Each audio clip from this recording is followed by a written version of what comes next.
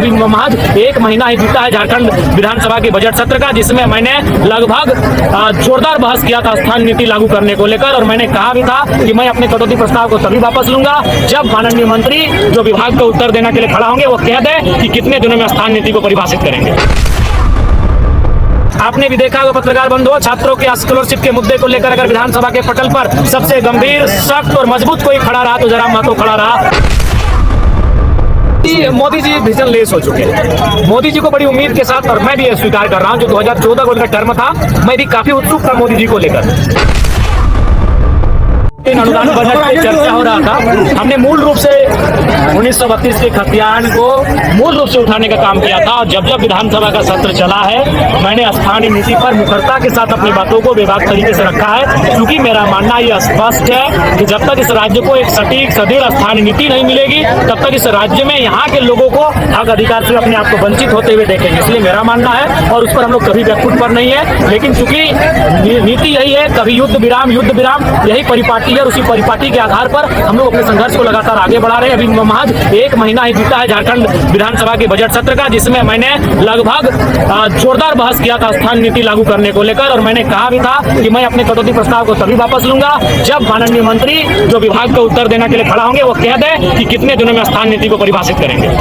वर्तमान राजनीति में क्या कुछ कहिएगा झारखंड की? वर्तमान में झारखंड की जो राजनीति है वो अंधेर नगरी चौपट राजा वाला हाल है। बिल्कुल जो लीडर्स हैं वो विजन लेस हो चुके हैं। आज झारखंड के लोग, समस्याएं तो बहुत सारी हैं, अभी सबसे बड़ी समस्या पेयजल की है। पानी के लिए लोग त्राहिमाम कर रहे हैं, और विभाग के मंत्री समेत मुख्यमंत्री असम के चाय बागान में चाय की चुस्की ले रहे हैं। इससे बड़ा हास्यास्पद क्या हो सकता है इस राज्य के लिए? छात्रों को अभी तक देखिए, छात्रों के, आपने भी देखा होगा पत्रकार बंधुओं, छात्रों के स्कॉलरशिप के मुद्दे को लेकर अगर विधानसभा के पटल पर सबसे गंभीर, सख्त और मजबूत कोई खड़ा रहा तो जयराम महतो खड़ा रहा। मजबूती के साथ और डंके की चोट पर हमने स्कॉलरशिप के मुद्दे को विधानसभा के पटल पर रखने का काम किया है। मुझे विश्वास है अप्रैल माह तक उनको स्कॉलरशिप का पैसा मिल जाना चाहिए। अच्छा, राज्य में नॉन बीजेपी नॉन कांग्रेस की सरकार बनना चाहिए क्या?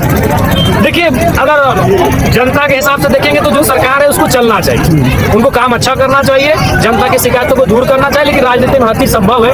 अब वो तो सरकार के जो मुखिया है उनको तय करना है, उसमें हम लोग का कोई रोल नहीं रहेगा। आपको मंत्री बनने का ऑफर आता है तो आप क्या करेंगे? हम सबसे पहले आपके बीच आएंगे, सबसे पहले चंदन प्यारी के माताओं बहनों के बीच आएंगे, डुमरी की माताओं बहनों के बीच जाएंगे, टुंडी, बर्मा, सिंदरी, तमाम क्षेत्रों की माताओं बहनों, भाइयों, नौजवानों, अभिभावकों के बीच जाएंगे, उनसे पूछेंगे।